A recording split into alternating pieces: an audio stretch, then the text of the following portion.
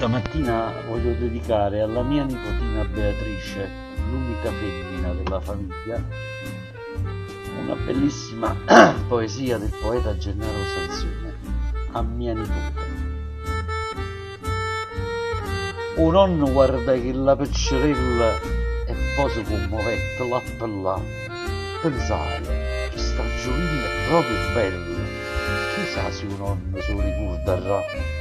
Quando un giorno sarà mamma e sposa, in un sarraggio e capo ma va sa, ma sin dall'aria, s'interrano ciuscio, son chi che venga per l'accarezzà.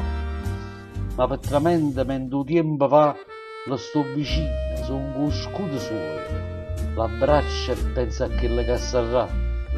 Ricordatela sempre, nonno